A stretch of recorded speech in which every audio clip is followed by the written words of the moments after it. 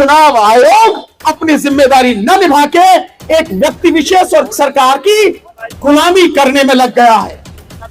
उसे गुलामी करने में तो करे, लेकिन देश उसकी गुलामी से तबाह हो जाए, ये हम किसी हालत में बर्दाश्त नहीं करेंगे। वोटिंग मशीन है, इस मशीन को बनाने वाली कंपनी PEL है, भारत इलेक्ट्रॉनिक्स लिमिटेड और ECIL। और ये जो PEL है, इस कंपनी के 7 डायरेक्टर हैं। 7 डायरेक्टर में से 4 डायरेक्टर भारतीय जनता पार्टी के पदाधिकारी हैं। वोट की चोरी बंद करो, हाथ उठा के बंद करो। सस्ता, जल्दी, सुरक्षित चुनाव ईवीएम से नहीं, पेपर बैलेट से होता है। जो चुनाव महंगा कराना चाहते हैं वो ईवीएम के साथी हैं। जो चुनाव में धांधली करना चाहते हैं वो ईवीएम के साथी हैं। जो चुनाव में खर्चा ज्यादा कराना चाहते हैं वो ईवीएम के साथी हैं। वोट की चोरी बंद करो, हाथ उठा के बंद करो।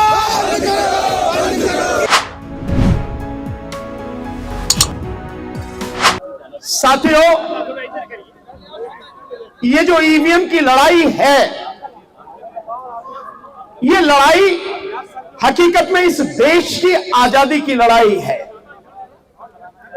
ये साधारण लड़ाई नहीं है साथियों। कोई समझता हो कि केवल एक मशीन को हटाने की लड़ाई है, नहीं, ये मशीन को हटाने की लड़ाई के साथ साथ इस देश को आजाद कराने की लड़ाई है साथियों। क्योंकि इस मशीन के माध्यम से इस देश के लोगों की आजादी को वर्तमान मोदी सरकार ने हड़प लिया है। इसलिए वर्तमान मोदी सरकार के हाथों से इस देश को आजाद कराना है। यह लड़ाई उसकी है। यह लड़ाई है कि इस देश के जो 100 करोड़ लगभग मतदाता हैं और इस देश के 140 करोड़ जो नागरिक हैं, उनके अधिकारों की रक्षा हो सके। यह लड़ाई है कि इस देश का जो अनपढ़, अशिक्षित, साधारण, गरीब, दबा कुचला जो व्यक्ति है, जो इंसान है, जो वोटर है, जो देश का नागरिक है, कोई भी उसका हक लूट ना सके, उसे उसका हक मिले, ये उसकी लड़ाई है साथियों। हमारा बहुत सीधा सा कहना है, देश में चुनाव सबसे महत्वपूर्ण प्रक्रिया है। देश के संविधान के अनुसार देश के लोकतंत्र को बचाने के लिए संविधान के हिसाब से चुनाव हो और देश में free, fair and transparent election हो, यह जिम्मेदारी देश के संविधान ने देश के चुनाव आयोग को दी है। लेकिन चुनाव आयोग अपनी जिम्मेदारी न निभा के एक व्यक्ति विशेष और सरकार की गुलामी करने में लग गया है। उसे गुलामी करनी है तो करे, लेकिन देश उसकी गुलामी से तबाह हो जाए, ये हम किसी हालत में बर्दाश्त नहीं करेंगे। इसलिए चुनाव आयोग को भी और इस देश की सरकार को भी हम चेतावनी देते हैं कि इस बार हम किसी कीमत पर भी ईवीएम से चुनाव नहीं होने देंगे। साथियों, आज भी देश में 2 तरह से चुनाव हो रहे हैं और आप बताएंगे, मेरी बात छोड़िए, आप खुद इस बात को कहेंगे, 2 तरह से चुनाव हो रहे हैं। एक बैलेट पेपर से, जिसे आप पोस्टल बैलेट पेपर कहते हैं। कहते नहीं कहते पोस्टल बैलेट? क्या है पोस्टल बैलेट? वो बैलेट पेपर से चुनाव है। और एक तरफ हो रहे हैं ईवीएम से चुनाव। तो एक ही देश में 2 पद्धति से चुनाव क्यों हो रहे हैं? अगर संविधान में यह प्रावधान किया गया या सरकार ने संशोधन किया गया तो या तो चुनाव बैलेट पेपर से होते या चुनाव ईवीएम से होते। इसका मतलब यह है कि यह संवैधानिक प्रावधान नहीं है, यह कानूनी प्रावधान नहीं है, यह बेईमानी है सरकार की और यह बेईमानी है सरकार की गुलामी करने वाले इलेक्शन कमीशन की। इसलिए यह जो भेदभाव हो रहा है, अब यह बर्दाश्त किसी कीमत पर किया नहीं जाएगा।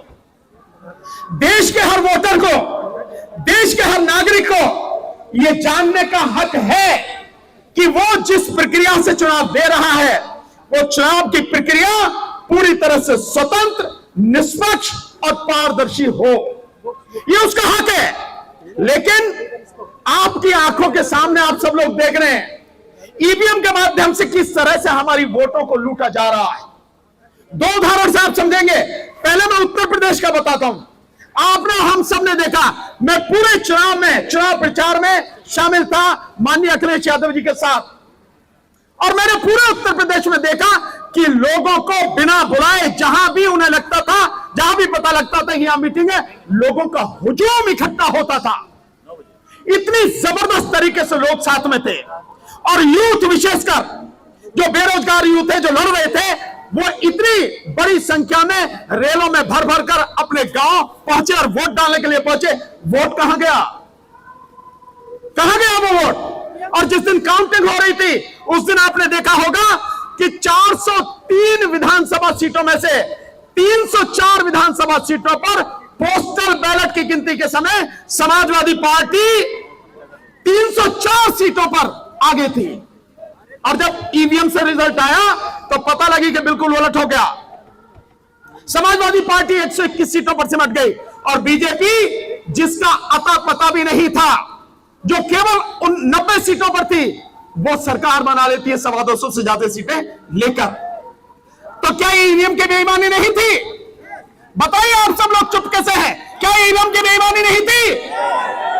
थी ईवीएम की बेईमानी। हाथ उठाकर बताइए, ईवीएम की बेईमानी थी? मीडिया वाले साथियों, जरा कवर करना है इसको पूरी तरह से। दूसरा साथियों, अभी 5 राज्यों में चुनाव हुए। इन 5 राज्यों के चुनावों में आपने देखा होगा, जब मध्य प्रदेश में पोस्टल बैलेट की गिनती हो रही थी, उस दौरान उन पोस्टल बैलेट में 230 विधानसभा सीटों में से 199 सीटों पर कांग्रेस पार्टी आगे थी। तो फिर कैसे हो गया एकदम? मतलब वहां बीजेपी का तो पता भी नहीं था। 230 में से 199, यानी 4/5 से भी ज्यादा सीटों से आगे थी। औसत इतना था। और उसके बाद में आपने देखा कि जिस समय फाइनल रिजल्ट आता है ईवीएम के बाद, समाजवादी कांग्रेस पार्टी मात्र 63 पर और बीजेपी 166 सीटें लेकर जीत जाती है। इससे ज्यादा किसी सबूत की जरूरत है नहीं। लेकिन मैं इससे आगे बताता हूं, इससे आगे क्या क्या हो रहा है और कैसे इस तरह की गारंटी दी जा रही है 300 पार, 400 पार। क्योंकि आज की तारीख में जो मशीनें हैं, इलेक्शन कमीशन ऑफ इंडिया नहीं बना रहा। ये ईवीएम और वीवीपैट की जो मशीनें हैं, इनको बीजेपी बना रही है। हमारे साथी एडवोकेट, उन्होंने, मंत्री जी ने बताया, राजेंद्र पाल गौतम जी ने, कि किस तरह से BEL, भारत इलेक्ट्रॉनिक्स लिमिटेड में 7 में से 4 डायरेक्टर बीजेपी के हैं। और कौन कौन है उनका नाम भी आपको बताता हूं। जो 4 डायरेक्टर हैं, वो 4 डायरेक्टर हैं। एक है PA Parthasarathy, doctor PA Parthasarathy. ये ओबीसी का, जो बीजेपी का ओबीसी मोर्चा है, उस ओबीसी मोर्चे के नेशनल सेक्रेटरी हैं, राष्ट्रीय सचिव। दूसरे उसमें साथ में है, वो है मनसुख भाई कचारिया, जो गुजरात से है और गुजरात के राजकोट से, राजकोट के बीजेपी के डिस्ट्रिक्ट प्रेसिडेंट है, वो इसका डायरेक्टर है। और तीसरे हैं शिवनाथ यादव, जो बनारस से है और बीजेपी के उत्तर प्रदेश के वाइस प्रेसिडेंट हैं। और चौथे हैं श्रीमती श्यामा सिंह, जो बिहार की बीजेपी की प्रदेश की वाइस प्रेसिडेंट रही है। ये चारों के चारों बीजेपी के लोग BEL में डायरेक्टर है। और BEL वो कंपनी है जो ईवीएम बना रही है और जो वीवीपैट बना रही है। और इसके साथ साथ जो सॉफ्टवेयर डेवलप हो रहा है और जो उस चिप के साथ में ऐड किया जाता है, ये वो लोग हैं जो उनके कंट्रोल में है। तो जब बीजेपी मशीनें बना रही है ईवीएम और वीवीपैट, और जब बीजेपी इलेक्शन करा रही है, कैसे इलेक्शन करा रही है? जैसा आपको बताया गया कि जो इलेक्शन कमीशन कैसे कैसे बनेंगे। इलेक्शन कमिश्नर को नियुक्त करने में अगर सरकार ही उसको नियुक्त कर रही है और इलेक्शन कमीशन पूरी तरह से उनके सामने सरेंडर हो चुका है, तो इलेक्शन कमीशन ऑफ इंडिया ना होके इलेक्शन कमीशन ऑफ मोदी बन चुका है। सो इलेक्शन कमीशन जब मोदी बन चुका है, वीवीपैट मशीन, ईवीएम मशीन बनाने वाली बीजेपी, इलेक्शन कराने वाली बीजेपी, तो जीत के कौन आएगा? जीत के बीजेपी आएगी ना। इसीलिए मोदी जी कहते हैं कि इस बार 400 पार, इस बार 300 पार। एक बात हम भी कह रहे हैं यार, इस बार 2024 में हम ईवीएम से चुनाव नहीं होने देंगे।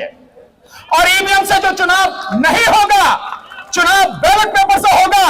और मोदी जी आप 400 की बात कर रहे हो, 1 जीरो हम कम कर दे रहे, तुम दूसरी जीरो जो है ना 40, तुम 40 पार करके दिखाओ। 400 की तो बहुत ही दूर की बात है, किसी कीमत पर 40 पार नहीं कर पाएंगे।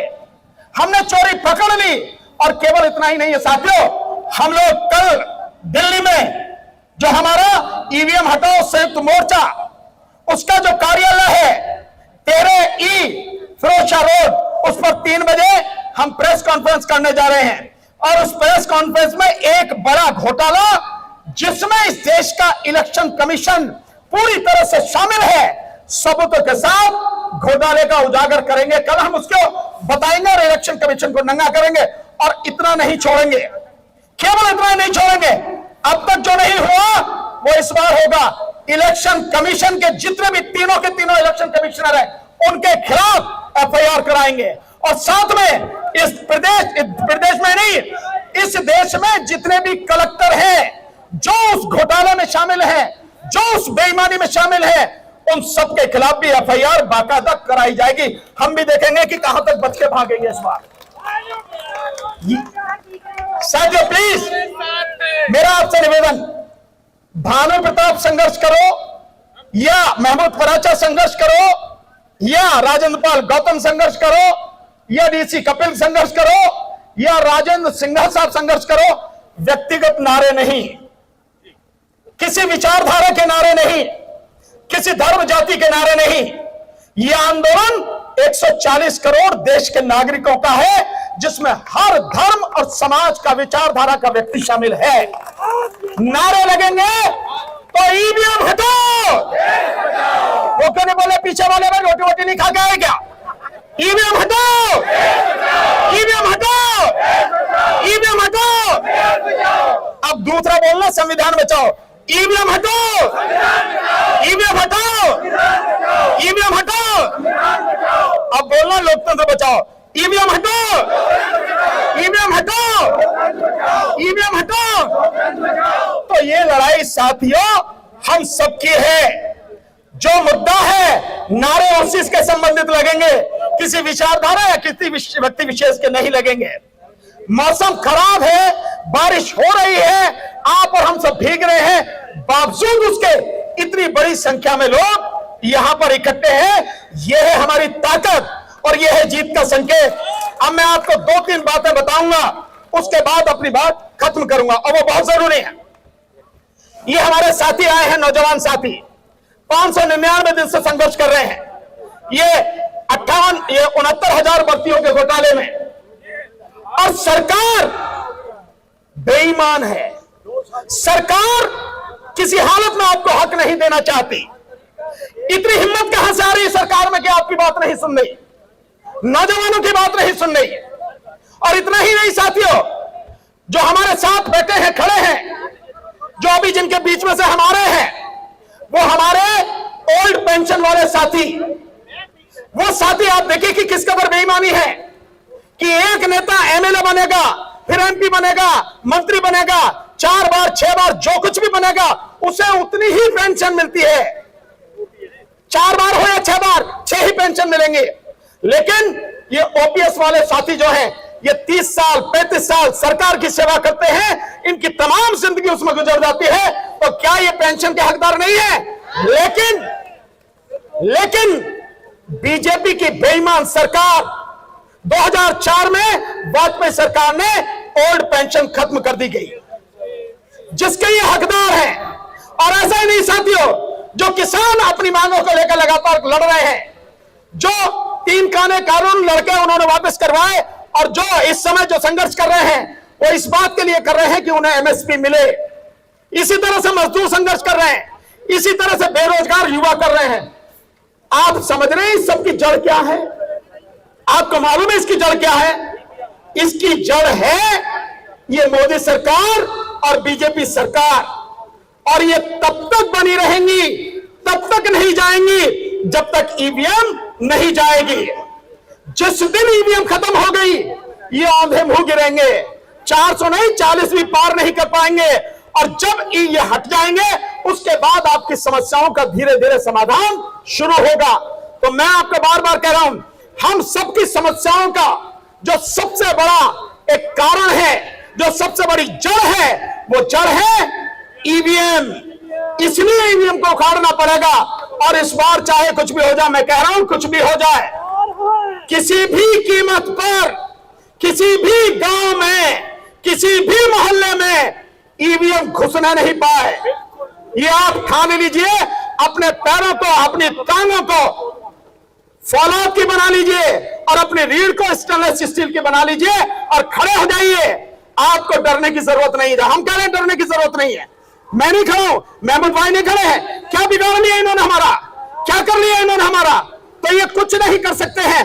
और जिस देश का प्रधानमंत्री सवालों से डरता हो, 10 साल में जो एक भी प्रेस को एड्रेस नहीं कर पाया हो, जिस देश का प्रधानमंत्री सच से डरता हो और किसी कोने से सच निकल के आ जाए तो दुम दबा के भाग जाता हो, यार ऐसे कायर प्रधानमंत्री से घबरा रहे हो आप? वो कुछ नहीं कर सकता तुम्हारा। सिर्फ और सिर्फ तुम्हें डट के खड़े होने की जरूरत है। और हम खड़े हैं साथ में। अगर गोली चलेगी तो ये सीने पहले आपके सामने है, हम देखेंगे कौन सी गोली चलेगी और हम बताते हैं कि लड़ाई क्या होगी। और इस पार की लड़ाई आर पार है। मोदी जी सुन लो कान खोल के, आप अपनी अच्छी तरह से सरकार को खूब अच्छी तरह से मजबूत कर लो और उनकी गुलामी करने वाला जो इलेक्शन कमीशन है वो भी सुन ले कान खोल के। इस बार ईवीएम से चुनाव किसी कीमत पर हम होने नहीं देंगे। केवल और केवल 2024 का लोकसभा चुनाव बैलेट पेपर से होगा और तब इस देश की जनता आपको आपकी औकात दिखाएगी। और साथियों, एक बात कह के खत्म करूंगा। जो इलेक्शन कमीशन है, जो ईवीएम मशीन है, आप बाजार से कोई चीज खरीदने जाते हो तो उस चीज पर कोई निशान लगा होता है ना, कहीं ISI मार्क सुना है, देखा है ना? होता नहीं होता? वो इसलिए होता है कि बताइए ये चीज ठीक है, सरकार की मोहर है। और इसके अलावा जो आप देखते हो कि खाने पीने की चीजें, उस पर FSSAI लिखा होता है, छपा होता है ना, वो इसका मतलब ये खाने पीने की चीज है।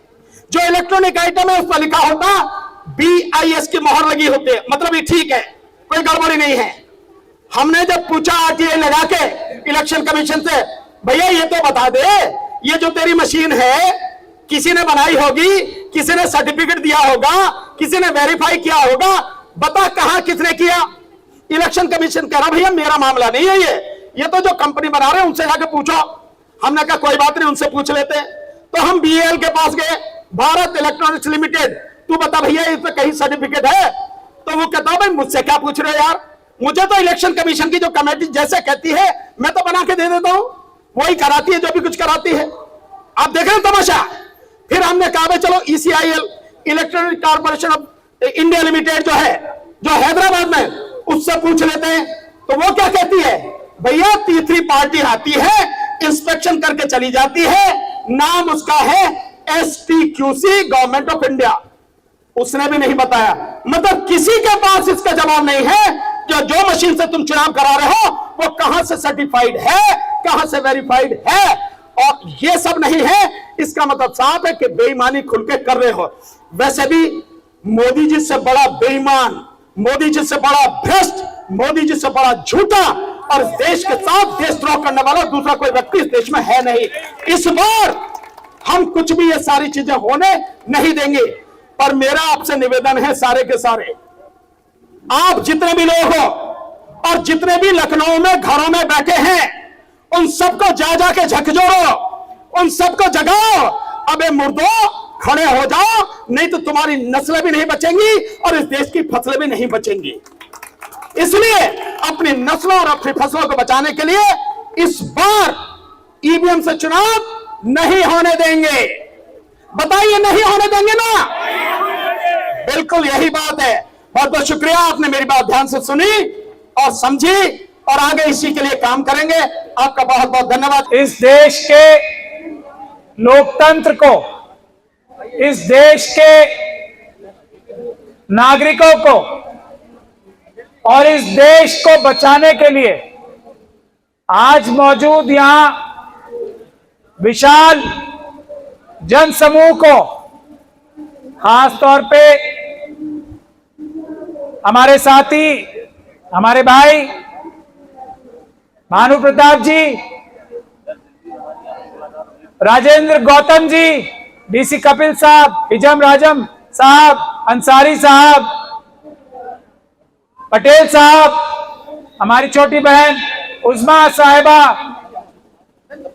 बाकी सभी लोग जो मिशन जय भीम से और अन्य संगठनों से आए हैं, और इस देश के ईमानदार पत्रकार जो मेरे सामने हैं, जो पत्रकार यहां नहीं है वो लोग आप समझ सकते हैं वो देश के दुश्मन है, वो ईमानदार पत्रकार नहीं है, वो बेईमान है, वो अडानी अंबानी के नौकर हैं। इसीलिए सभी ईमानदार पत्रकारों को भी मेरा जय भीम, जय भारत, जय संविधान और अस्सलाम वालेकुम। सच्चाई बोलता हूं, धन्यवाद करने की जरूरत नहीं है। आप ही लोग हो जो देश के ईमानदार पत्रकार हो। ईमानदार पत्रकार वो होता है जो वक्त की सरकार के खिलाफ खड़ा हो। सिर्फ वही होता है जो वक्त की सरकार को आईना दिखाए, जो सरकार की तारीफें करे, वो दलाल होता है, पत्रकार नहीं होता। पीएम के बारे में राजेंद्र पाल गौतम साहब ने आपको सारी बातें बता दी हैं, इसलिए मैं अपनी बात बहुत ही संक्षेप में, बहुत ही छोटे में रखना चाहता हूं। मैं आप लोगों को यह बताना चाहता हूं कि ईवीएम से पूरी दुनिया में किसी भी बड़ी डेमोक्रेसी में चुनाव नहीं होता, यह बात, और ईवीएम से किसी भी डेमोक्रेसी में चुनाव अगर शुरू भी हुआ तो चुनाव वहां की सुप्रीम कोर्ट ने उसको कहा नहीं, ईवीएम धोखा है, फ्रॉड है, इससे इलेक्शन कराने का मतलब है जनता की आवाज से नहीं, ईवीएम की आवाज से सरकारें बनेंगी। यही काम हमारे प्रधानमंत्री मोदी की गारंटी क्या दे रहे हैं? अब की बार 400 पार, तो ये अब की बार ईवीएम से 400 पार की बात कर रहे हैं। ये हम नहीं होने देंगे, देश की जनता नहीं होने देंगे। हम लोग, हम खुद, क्योंकि देश की जनता का प्यार हमें मिला है, हम भी देश की जनता के नौकर हैं, छोटे नौकर हैं। हम लोग देश की जनता की आवाज पर, यह हमारी आवाज नहीं है, ध्यान से सुन ले सब लोग, देश की जनता की आवाज पर देश की जनता ने हमारी जिम्मेदारी लगाई है कि ईवीएम से चुनाव नहीं होने देना। हम लोग सड़क पे निकलते हैं तो लोग रास्ते में हमसे बोलते हैं तुम लोग गद्दारी मत करना हमसे, हमने तुम पे विश्वास किया है, हमने विश्वास किया ये ईवीएम से चुनाव नहीं होने देना। अगर तुम इस लड़ाई से पीछे हट गए तो हम तुम्हें भी चोर, जैसे चौकीदार को चोर कहा था, तुम्हें भी चोर कहने लगेंगे। तो हम लोग नहीं लड़ रहे हैं लड़ाई, ये जनता का आदेश है, हम सिर्फ जनता का काम कर रहे हैं। जनता देश की 95% नहीं, मेरे ख्याल से 99.9% जनता ईवीएम से नहीं, पेपर बैलेट से चुनाव चाहती। जिस प्रत्याशी को वो वोट दे रहे हैं उनका वोट सही जगह जा रहा है। ये वोट की चोरी होती कैसे है आम आदमी को समझ नहीं आएगा, क्योंकि वो लोग तो कह रहे हैं जी ईवीएम बहुत सेफ है, ईवीएम के अंदर नेट कनेक्शन नहीं है, ईवीएम के अंदर ब्लूटूथ नहीं है, ईवीएम से चोरी संभव नहीं है। ये बात कह के लोगों को बरगला रहे हैं, या कह रहे हैं कि ईवीएम से चुनाव सस्ता है, बैलेट पेपर से महंगा है। फिर कह रहे हैं बैलेट पेपर से ज्यादा टाइम लगेगा, 4-5 दिन लगेंगे गिनती होने में, और कह रहे हैं ईवीएम से 4-5-6 घंटे में चुनाव का रिजल्ट आ जाता है। तो मैं एक तो बात आपको सिलसिलेवार बता दूं कि किस तरीके से ईवीएम के अंदर चोरी की जा रही है, और आम जनता के वोट की चोरी करके किसी पर्टिकुलर पार्टी को जिताने के लिए ईवीएम का इस्तेमाल किया जा रहा है। होता कैसे है ये? पहली बात तो ये, जो ईवीएम मशीन है, इलेक्ट्रॉनिक वोटिंग मशीन, इसको बना कौन रहा है? जो लोग प्रेस को बाइट दे रहे हैं, मेरा निवेदन है थोड़ी देर बाद दे देना, वो लोग इधर आ जाए, जो लोग साइड में खड़े हैं अगर वो सामने आ जाएंगे तो आपका फोटो भी आएगा, क्योंकि पता लगना चाहिए कि देश के अंदर लोग ईवीएम के खिलाफ खड़े हैं। मैं एक एक पॉइंट के द्वारा, अपने सॉलिड आर्गुमेंट के द्वारा ये बात आज आपके सामने साबित करूंगा कि ईवीएम के द्वारा वोट की चोरी होती है। आप जिस प्रत्याशी को वोट डालते हो उसको आपकी वोट नहीं जा रही है, बल्कि आपकी वोट को चोरी करके सरकार, चूंकि इलेक्शन कमीशन ऑफ इंडिया सरकार मिलके ये सारी वोट की चोरी कर रही है। ये चोरी होती कैसे है मैं एक एक पॉइंट करके आपको बताऊंगा, और मैं पूरा जानता हूं कि आपको समझ आएगा। ये जो इलेक्ट्रॉनिक वोटिंग मशीन है, इस मशीन को बनाने वाली कंपनी BEL है, भारत इलेक्ट्रॉनिक्स लिमिटेड और ECIL। और ये जो BEL है, इस कंपनी के 7 डायरेक्टर हैं। 7 डायरेक्टर में से 4 डायरेक्टर भारतीय जनता पार्टी के पदाधिकारी हैं। 7 में से, यानी भारत इलेक्ट्रॉनिक्स लिमिटेड जो ये ईवीएम मशीन बना रही है, उस मशीन बनाने वाली कंपनी को चलाने वाले 7 डायरेक्टर में से 4 डायरेक्टर भारतीय जनता पार्टी के पदाधिकारी हैं। तो जो ईवीएम बनाने वाली मशीन को चलाने वाले भारतीय जनता पार्टी के पदाधिकारी हैं, आप कैसे उम्मीद कर सकते हो कि वो कंपनी भारतीय जनता पार्टी को मदद नहीं करेगी। दूसरी बात, ये जो ईवीएम है, इस ईवीएम के अंदर रियल टाइम डाटा है, रियल टाइम क्लॉक, यानी एक घड़ी लगी हुई है, जिस घड़ी में ये फिक्स किया जा सकता है, डेट और टाइम फिक्स किया जा सकता है। डेट और टाइम अगर इसमें ना हो, अगर इसमें real time clock EVM machine के अंदर ना हो, तो ईवीएम मशीन से चोरी करना संभव नहीं है। दूसरा पॉइंट है ये। अब ये रियल टाइम क्लॉक से चोरी होती कैसे है, मैं ये समझाता हूं आपको। 4 सदस्यीय कमेटी, टेक्निकल एक्सपर्ट कमेटी है, technical expert committee election commission of India की। ये जो 4 सदस्य है, ये IIT के प्रोफेसर है, और ये IIT के प्रोफेसर 4 लोगों की समिति जो टेक्निकल एक्सपर्ट कमेटी है, ये प्रोग्रामिंग करती है, ये सॉफ्टवेयर डेवलप करती है, और सॉफ्टवेयर डेवलप करके माइक्रो कंट्रोलर चिप जो विदेश से खरीदी जाती है, उस चिप में ये सॉफ्टवेयर डाला जाता है। अगर सॉफ्टवेयर में ही बनाते वक्त ये प्रोग्रामिंग कर दी जाए कि अगर 50% वोट ये फला पार्टी को स्वैप करके चली जाए, यानी आप डाल रहे हैं हाथी पे, आप डाल रहे हैं साइकिल पे, आप डाल रहे हैं हाथ पे, या आप डाल रहे हैं झाड़ू पे, तो आपका वोट ऑटोमेटिक तरीके से स्वैप करके बीजेपी के खाते में चला जाए। ये होगा कैसे? अगर ये प्रोग्रामिंग, ये टेक्निकल कमेटी के एक्सपर्ट मेंबर अगर ये सॉफ्टवेयर बनाते हैं, तो उसमें ये प्रोग्रामिंग कर दे, उसमें ये कोडिंग कर दे, तो उसकी कोडिंग का तो उन्हीं के हाथ में है। आम जनता को तो पता नहीं है कि ईवीएम के अंदर क्या है, आम जनता को तो पता नहीं है कौन सा सॉफ्टवेयर बनाया, आम जनता को तो पता नहीं है कि सॉफ्टवेयर बनाते वक्त क्या क्या प्रोग्रामिंग की जाती है। अगर उसमें प्रोग्रामिंग कर दी जाए कि फला तारीख को, यानी चुनाव की तारीख को इतने बजे से, यानी सुबह 10 बजे से मान लो उसमें फिक्स कर दिया कि इतने, मान लो 10 तारीख को चुनाव है, 10 मार्च को चुनाव है, और प्रोग्रामिंग कर दी 10 मार्च को सुबह 10 बजे से शाम को 6 बजे तक जितने भी वोट पड़े, हर दूसरा वोट फला पार्टी को चला जाए। तो आप तो डाल रहे हो सही जगह, आपको लग भी रहा मैंने सही दे दी, लेकिन प्रोग्रामिंग के द्वारा आपकी वोट स्वैप होकर चलेगी उस पार्टी को जिसको वो देना चाहते हैं। तो आपकी वोट की चोरी हुई कि नहीं हुई, आपको तो पता नहीं चलेगा। तो ये होता कैसे है? अगर ये ईवीएम के अंदर रियल टाइम क्लॉक ना हो, तो वो जो प्रोग्रामिंग की गई है, प्रोग्रामिंग काम नहीं करेगी। क्यों नहीं करेगी? इसलिए नहीं करेगी, जैसे जो आतंकवादी लोग टाइम बॉम्ब बनाते हैं, टाइम बॉम्ब के अंदर अगर टाइम क्लॉक ना हो तो टाइम बॉम्ब नहीं बन सकता, क्योंकि उसमें फिक्स किया जाता है कितने बजे बम को उन्होंने ब्लास्ट करना है। तो वो अगर टाइम क्लॉक ना हो तो बम, टाइम बॉम्ब नहीं बनेगा, टाइम के हिसाब से ब्लास्ट नहीं हो सकता। जैसे आप लोगों के अंदर, आपके पास फोन है, फोन के अंदर आप लोग क्लॉक लगाते हो अलार्म, सुबह आपको ट्रेन पकड़नी है, आपको जल्दी उठना है, तो आप अक्सर अलार्म लगाते हो ना। तो आपका जितने बजे का, अगर उसके आपके फोन के अंदर अगर टाइम का क्लॉक ना हो, तो क्या आपका अलार्म बजेगा? नहीं बजेगा ना। यानी कि ये टाइम, रियल टाइम क्लॉक इसलिए लगाई जाती है ताकि आपको कितने बजे उठना है ये टाइम आप पहले उसमें प्रोग्रामिंग कर दे। आप अपने फोन में प्रोग्रामिंग करते हो कि मुझे सुबह 4 बजे उठना है, सही 4 बजे आपका अलार्म बोल जाएगा ना। तो इसी प्रकार ये जो ईवीएम है, ईवीएम के अंदर रियल टाइम क्लॉक है, और साथ में ये जो सॉफ्टवेयर जो डला जाता है ईवीएम के अंदर, उस सॉफ्टवेयर के अंदर प्रोग्रामिंग में अगर ये डाल दिया जाए कि इतने तारीख को इतने बजे से इतने बजे के बीच जितने भी वोट पड़े आधी वोट स्वैप होकर फला पार्टी को चली जाए, तो आप तो सही डाल रहे हो, आपको तो लग रहा है मैंने जिस प्रत्याशी को दिया मेरा वोट उसको गया, लेकिन उसकी वोट की चोरी होकर वहां जा रही है जिसको वो जिताना चाहते हैं।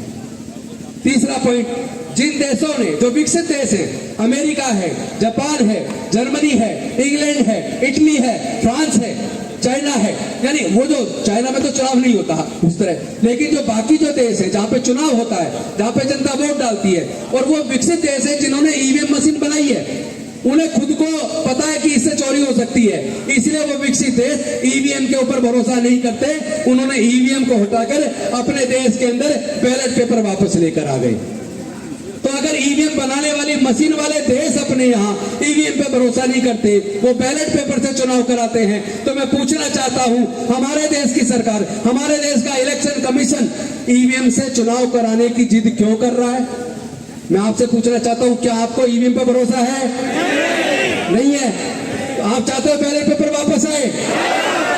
तो भाई जब जनता चाहती है कि बैलेट पेपर वापस आए, जब वोटर को आपके ईवीएम पे भरोसा नहीं है, वोटर चाहता है कि बैलेट पेपर वापस आए, तो मैं पूछना चाहता हूँ इलेक्शन कमीशन है कौन जो इस जिद पर अड़ा है कि वो केवल ईवीएम से चुनाव करेगा?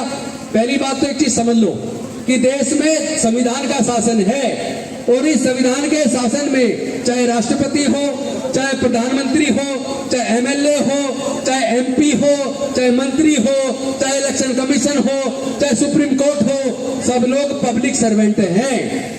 यानी संविधान के द्वारा उनको जो जिम्मेदारी दी है, जनता की सेवा की दी है। संविधान कहता है इलेक्शन कमीशन का गठन इसलिए कर रहे हैं ताकि फ्री, फेयर और ट्रांसपेरेंट चुनाव करवाए। ये इलेक्शन कमीशन की संवैधानिक जिम्मेदारी है कि वो वोटर का भरोसा कायम करे।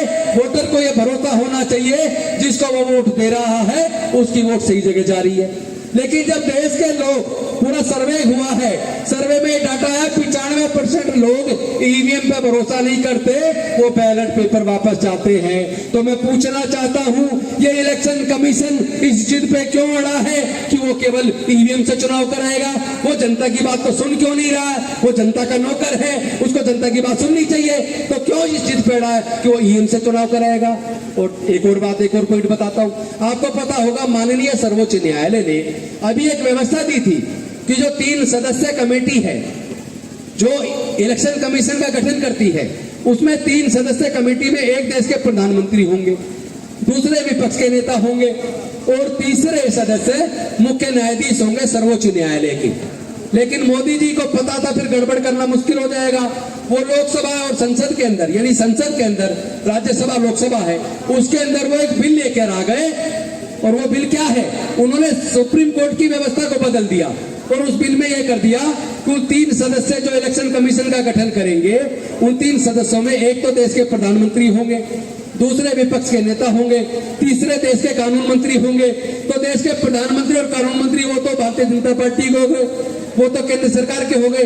तो फिर वो जो 3 सदस्यीय इलेक्शन कमीशन होगा उसमें एक चीफ इलेक्शन कमिश्नर और 2 इलेक्शन कमिश्नर, उन तीनों को जो चुनेगा, कौन चुनेगा? ये 3 सदस्य कमेटी चुनेगी। 3 सदस्य कमेटी में बहुमत किसका है? बहुमत बीजेपी का है, क्योंकि उसमें प्रधानमंत्री और कानून मंत्री दोनों बीजेपी के हो गए। तो वो दोनों मिलकर जिसको चीफ इलेक्शन कमिश्नर बनाना चाहेंगे उसको बना देंगे, बाकी 2 इलेक्शन कमिश्नर भी जिसको वो बना चाहेंगे बना देंगे। तो ऐसी क्या वजह थी कि जो व्यवस्था सुप्रीम कोर्ट ने इलेक्शन कमीशन के गठन की बनाई थी उसको क्यों इन्होंने संसद के अंदर एक बिल लाकर उसको बदल दिया? ये चोरी क्यों हो रही है? इसीलिए हो रही है क्योंकि ये लोग जानते हैं कि ईवीएम के द्वारा ये चुनाव जीत सकते हैं। इन्होंने जितने वायदे किए थे एक भी वायदा पूरा नहीं किया, इसलिए ये बैलेट पेपर से चुनाव नहीं जीत सकते। क्योंकि 2014 में इन्होंने वादा किया था कि अगर ये जीत जाएंगे तो हर साल 2 करोड़ रोजगार देंगे। मैं आप सबसे पूछ रहा हूं, इन्होंने 2 करोड़ रोजगार दिए या छीन लिए? छीन लिए। इन्होंने कहा था महंगाई कम कर देंगे, इन्होंने महंगाई कम की या बढ़ा दी? इन्होंने कहा था 35 लीटर पेट्रोल देंगे। आपने जनता की अदालत में देखा होगा वो लाला रामदेव वो कह रहे थे जनता से, आपको 35 रुपए पेट्रोल चाहिए कि नहीं चाहिए? 35 रुपए लीटर। जनता कह रही हाँ जी चाहिए। और जब सरकार बन गई तो वो 35 रुपए लीटर मिलने की बजाय कितने रुपए लीटर मिल रहा है? 100 रुपए लीटर मिल रहा है। तो मोदी जी ने तो ये भी कहा था कि भारत के रुपए की वैल्यू अमेरिका के डॉलर के भी बराबर हो जाएगी, लेकिन वैल्यू बराबर होना तो दूर है, डॉलर की वैल्यू और भी कई गुना बढ़ती चली गई। तो महंगाई बढ़ रही है, बेरोजगारी बढ़ रही है, नोटबंदी लाके जो छोटे मोटे उद्योग थे वो भी तबाह कर दिए। और जो इनका दोस्त है अडानी, जो उस वक्त 208वें स्थान पे था, वो दुनिया में उसे दूसरे स्थान पे ले आए। उसकी इतनी मदद की विदेशों में जाके उसको ठेके दिलवाए। आपको याद होगा ऑस्ट्रेलिया गए थे प्रधानमंत्री, वहां भी उसको कोयले का ठेका दिलवा दिया। जहां जहां जाते हैं अपने दोस्त की मदद करते हैं, कहते हैं हम देश को नंबर 1 बनाएंगे। अब मैं पूछना चाहता हूं, 2 चीज में से एक कोई नंबर 1 बना सकते हैं, या तो अपने देश को नंबर 1 बना सकते हैं या अपने दोस्त को नंबर 1 बना सकते हैं। पर उनकी, मोदी जी की प्राथमिकता देश नहीं है, उनकी प्राथमिकता उनका देश है अडानी अंबानी। तो वो लोग नंबर 1 किसको बनाएंगे? या तो देश को या दोस्त को। तो उन्होंने देश को चुनने की बजाय दोस्त को चुना। उन्होंने अडानी जी को दुनिया में दूसरे नंबर पे, 208 से दूसरे नंबर पे पहुंचा दिया, उनको इतना अमीर बना दिया। तो वो बन कैसे रहे? और एक और बात बता दूं, प्राइवेट सेक्टर में रिजर्वेशन होना चाहिए, ये हम मांग कर रहे हैं। ओल्ड पेंशन स्कीम लागू होनी चाहिए, हम मांग कर रहे हैं। क्यों कर रहे हैं? हम इसलिए कर रहे हैं क्योंकि ये लोग जितने भी सरकारी ठेके ले रहे हैं, चाहे वो कोयला खादान हो या दूसरे खादान हो, या जितने एयरपोर्ट के ठेके, सब इनके पास जाते जा रहे हैं। आपका लखनऊ भी इनके पास चला गया, अहमदाबाद का भी इनके पास चला गया, पूरे देश के पोर्ट बेच दिए, एयरपोर्ट बेच दिए, रेलवे बेच दिया, और इन्होंने बैंक बेच दिए, इंश्योरेंस कंपनियां बेच दी, देश के एक एक करके सारे संस्थान बेच दिए। मालिक कौन बन रहा है? इनका दोस्त बन रहा है। मालिक इनका दोस्त बन रहा है, क्योंकि इन्हें देश से प्यार नहीं है, इन्हें दोस्त से प्यार है। तो ये बात आपको समझनी पड़ेगी, नहीं समझोगे तो धोखा खाते रहोगे। तो ये जो जितने बन रहे हैं आपके पैसे से अमीर बन रहे हैं, क्योंकि ये जो लोन लेके, जनता का पैसा बैंक में, आपका पैसा बैंक में, बैंक से पैसा लोन लेते हैं, लोन लेने में सरकार इनकी मदद करती है, और लोन लेने के बाद उसी पैसे से सरकारी ठेके, सरकारी सारी संपत्ति खरीदते हैं और उसके मालिक बन जाते हैं और जनता को अंगूठा दिखा देते हैं। ये क्यों हो रहा है? क्योंकि इनकी मदद, सरकार इनकी मददगार है, सरकार जनता का ख्याल नहीं कर रही है। और एक और बात आपने देखा होगा, छत्तीसगढ़ के अंदर एक बहुजन समाज पार्टी के प्रत्याशी थे, जिस बूथ पे उनका खुद का वोट था, उनके परिवार का वोट था, उनके रिश्तेदारों के वोट थे, जब बैलेट मशीन खुली, ईवीएम मशीन खुली और काउंटिंग के टाइम पे उनके अपने बूथ की, तो अपने बूथ से उनको एक भी वोट नहीं मिला, उनका खुद का वोट भी चोरी हो गया। यानी चोरी केवल उनके परिवार रिश्तेदारों का वोट नहीं हुआ, जो उन्होंने अपने खुद के लिए अपना वोट डाला था बीएसपी के लिए, उनका भी वोट चोरी हो गया। तो भाई कैसे भरोसा करें? फिर इलेक्शन कमीशन कर क्या रहा है? वो मालिक बनने की कोशिश क्यों कर रहा है? वो नौकर है, नौकर रहे। संविधान ने उसको जिम्मेदारी दी है कि आप फ्री, फेयर और ट्रांसपेरेंट इलेक्शन कराएं, आप वोटर के भरोसे को कायम करें। आप वोटर के भरोसे को तोड़ रहे हैं, ये नहीं चलेगा। आप देश के साथ गद्दारी कर रहे हैं, आप देश के साथ धोखा कर रहे हैं। देश के लोग इसको स्वीकार करने को तैयार नहीं है। हम लोग संविधान को बचाने आए हैं। कुछ लोग कह रहे हैं कि आपको जेल में डाल देंगे, आप पे यूएपीए लगा देंगे, आप पे मुकदमे लगा देंगे, आपको मरवा देंगे। तो मैं उनको एक बात कहना चाहता हूं कि भैया हमें डराने की जरूरत नहीं है। आप डरे हुए हो, इसलिए हमें डराने की कोशिश कर रहे हो, क्योंकि अब ये जनता का मुद्दा बन गया है। जनता को ईवीएम पे भरोसा नहीं है, पूरे देश का मुद्दा बन गया है कि बैलेट पेपर वापस आना चाहिए। ये सोचते हैं कि हम डर जाएंगे, ये सोचते हैं कि महमूद प्राचा एडवोकेट सुप्रीम कोर्ट डर जाएंगे, ये सोचते हैं कि भानु प्रताप सिंह डर जाएंगे, ये सोचते हैं डीसी कपिल डर जाएंगे, ये सोचते हैं राजेंद्र जी डर जाएंगे, ये सोचते हैं राजेंद्र गौतम डर जाएगा। हम मर सकते हैं, न झुकेंगे, न डरेंगे, न बिकेंगे। मैं एक बात कह देना चाहता हूं, अगर देश के स्वतंत्रता सेनानी, जब देश में स्वतंत्रता का आंदोलन चल रहा था, उन्हें भी तो अंग्रेजों ने डराया था, उनको भी तो गोली से भूना था, उनको भी तो जेल में डाला था। अगर हमारे देश के स्वतंत्रता सेनानी डर जाते, अगर वो आजादी का आंदोलन ना चलाते, तो क्या हमें आज आजादी मिलती? नहीं मिलती ना। तो अगर वो सोच रहे हैं कि हमें जेल में डालकर, हम पे झूठे केस बनाकर हमारी आवाज को बंद कर देंगे, तो ये भूल जाए ये हमारी आवाज को दबा नहीं सकते, क्योंकि ये आवाज अब जनता की आवाज बन चुकी है कि जनता को अब अपने वोट की चोरी नहीं चाहिए, जनता को बैलेट पेपर वापस चाहिए। क्योंकि डॉक्टर बाबा साहब अम्बेडकर जी ने हमें जो वोट का अधिकार दिया, मैं आपको बता दूं, ये वोट का अधिकार इतनी आसानी से नहीं मिला है। जब भारत आजाद होने वाला था, संसद संवैधानिक सभा के अंदर इस बात पे चर्चा चल रही थी कि अब अंग्रेज आने वाले हैं, वोट का अधिकार किसको मिलना चाहिए, तो आपको जान के ताजुब होगा, संविधान सभा के ज्यादातर सदस्य वोट का अधिकार केवल बड़े पूंजीपतियों को जो इनकम टैक्स पे करते हैं उनको देना चाहते थे, या जो ग्रेजुएट हैं उनको देना चाहते थे, या जो बड़े जमींदार हैं उनको देना चाहते थे। तो देश के अंदर जो दलित, पिछड़े, आदिवासी थे या महिलाएं थी, उनको मनुस्मृति में पढ़ने का अधिकार नहीं था, उनको व्यापार करने का अधिकार नहीं था, उनको संपत्ति का अधिकार नहीं था। तो जब पढ़ने का अधिकार ही नहीं था तो ग्रेजुएट कैसे बनते? इसका मतलब 95% लोगों को संविधान सभा के सदस्य वोट का अधिकार देना नहीं चाहते थे। और चूंकि उन्हें संपत्ति का अधिकार नहीं था, व्यापार का अधिकार नहीं था, तो वो व्यापारी नहीं बन पाए, तो इनकम टैक्स पेई भी नहीं बन सकते थे, तो जमींदार भी नहीं बन सकते थे। इसका मतलब देश में 95% लोगों को संविधान सभा के सदस्य वोट का अधिकार देना नहीं चाहते थे। लेकिन संविधान सभा के सामने डॉक्टर बाबा साहब अम्बेडकर अड़ गए और उन्होंने संविधान सभा को इस बात को मानने के लिए मजबूर कर दिया कि भारत में रहने वाले सभी लोग, स्त्री हो या पुरुष हो, अमीर हो या गरीब हो, पढ़ा लिखा हो या अनपढ़ हो, मजदूर हो या किसान हो, सबको समान वोट मिलेगी। One vote one value, one man one vote one value. तो ये जो अधिकार बड़ी मुश्किल से डॉक्टर बाबा साहब अम्बेडकर ने हमें दिया, ये सरकारें घबरा गई है, भारतीय जनता पार्टी घबरा गई है, मोदी जी घबरा गए हैं, क्योंकि उन्होंने 2014 के अंदर चुनाव से पहले जो वायदे किए थे, वो हुई महंगाई की मार, अब की बार मोदी सरकार, बहुत हुआ महिलाओं पे वार, अब की बार मोदी सरकार, काला धन वापस आएगा, अच्छे दिन आएंगे, अच्छे अच्छे सपने दिखाए और सपने दिखाकर फिर उनके सपने में आके डराने लगे। नोटबंदी करके इतना डराया, लोग को लाइन में लगा दिया, कितने लोग मारे गए, कितने लोग के व्यापार चौपट हो गए, छोटे मोटे दो धंधे बंद हो गए। तो लोग किसी भी कीमत पर इस सरकार को चाहते नहीं है, क्योंकि इस सरकार ने जनता का एक भी वायदा पूरा नहीं किया। जितने वादे जनता के साथ किए थे, इन्होंने धोखा किया। और एक और बात, किसान धरने पे बैठते हैं, साल साल बैठते हैं, सर्दी गर्मी बरसात, वहां पे डॉक्टर रितु सिंह बैठी है, यहाँ पे 6800 जो टीचर भर्ती घोटाला हुआ है, उसके अंदर लोग सर्दी में मर रहे हैं, लेकिन सरकार के कान पे क्यों नहीं छोड़ रही? इसलिए चल रही है क्योंकि उसे जनता की वोट की चिंता नहीं है, वो तो ईवीएम से चोरी करके चुनाव जीत जाएंगे। इसीलिए तो वो कह रहे हैं अब की बार 400 पार। ये भरोसा अब की बार 400 पार का आता कहां से है? पिछली बार कहा था अब की बार 300 पार, तो 300 पार आ गई, अब कह रहे हैं अब की बार 400 पार। अरे इसलिए ये भरोसा है क्योंकि इन्होंने ईवीएम बनाई है, ईवीएम के अंदर रिकॉर्डिंग करके 400 सीट जीत लेंगे। लेकिन मैं बता देना चाहता हूं इलेक्शन कमीशन को कि आपका ही सपना रह जाएगा। भारत के लोग इतने कमजोर नहीं है, अगर अंग्रेजों को भगा सकते थे तो आपकी तो औकात क्या है? आपको जवाब दिया जाएगा, देश की जनता जवाब देगी।